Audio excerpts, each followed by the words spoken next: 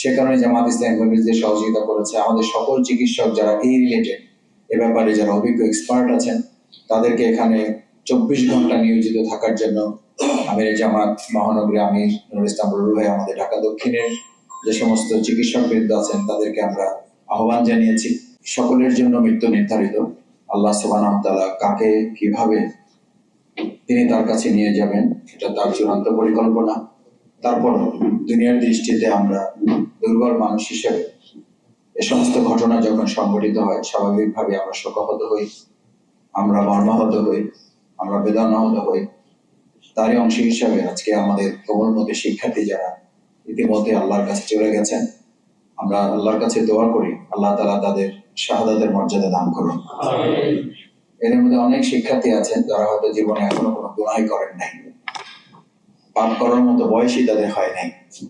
আমার মন বলে তাদের কারণে আল্লাহ তাআলা সবাইকে মাফ করে দেবেন এবং তাদেরকে জান্নাতের উচ্চ মর্যাদা তাদের সবাইকে দান করবেন। রাসূল করিম সাল্লাল্লাহু আলাইহি ওয়াসাল্লাম তার হাদিসে বর্ণনা আছে, তিনি বলেছেন অগ্নিকাণ্ড বা এরকম বড় কোনো দুর্ঘটনায় যারা ইন্তেকাল করে মারা যায় তাদেরকে আল্লাহ তাআলা শাহাদাতের মর্যাদা দান করেন। আমি বিশ্বাস করি আমাদের এই কোমলমতি শিক্ষার্থী, তাদের সাথে শিক্ষিকা, আপনারা জানেন একজন শিক্ষিকা প্রায় 50 জন শিক্ষার্থীকে বাঁচাতে গিয়ে সে নিজে শেষ পর্যন্ত মৃত্যুর করে ঢলে পড়ছেন।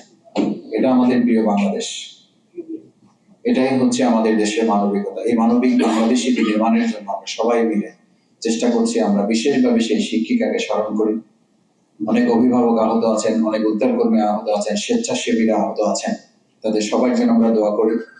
বাংলাদেশ জামাত ইসলামী ইতিমধ্যে অ্যাম্বুলেন্স দিয়ে আমরা সহযোগিতা করার চেষ্টা করেছি। এটা আমাদের দায়িত্ব, এটা আসলে সহযোগিতা বলা যাবে না।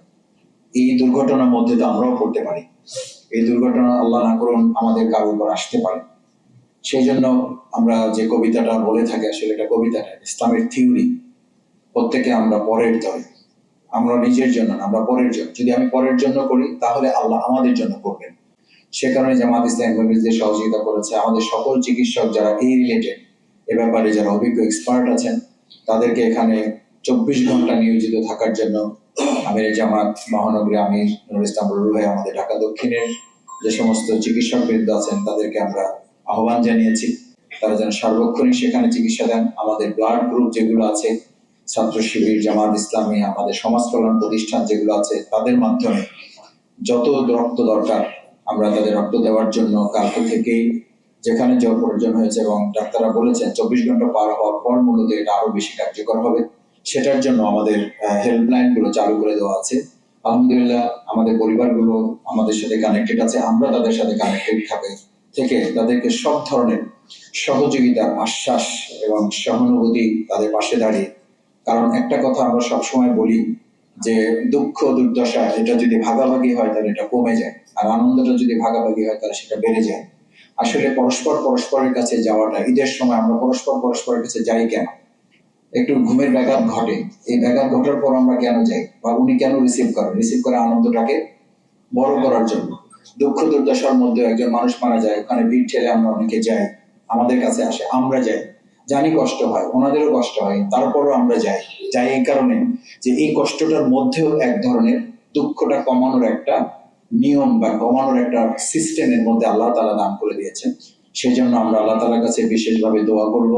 আমাদের মহানগরীর সম্মানিত আমির মূলত কথা বলবেন, আমরা আজকে বক্তব্যের জন্য প্রোগ্রাম নয়, আমরা আল্লাহর কাছে মূলত সাহায্য চাইবো। আল্লাহ যেন আজকে যে ছেলে মেয়েগুলো, আমাদের শিক্ষার্থীগুলো গতকাল হোমওয়ার্ক করার কথা ছিল, আজকে যাদের ব্যাগ গাড়ি নিয়ে স্কুলগুলোতে তাদের কলকাকুলিতে মুখরিত হওয়ার কথা ছিল, সেই সন্তানগুলো পরিবারের কথা ভাবলে আমাদের আজকে বক্তব্য দেওয়ার কিছু নাই। আমি মাঝে মধ্যে কালকে রাতে ওখান থেকে ফিরে এসে আমার বাচ্চাগুলোর সাথে যখন আমি বসেছি টেবিলে, আমি ওদের চেহারার দিকে তাকিয়ে আমি নিজেও আবেগ আপ্লুত হয়েছি। আমার পরিবারে যারা ছিলেন তারাও চোখের পানি ফেলেছেন।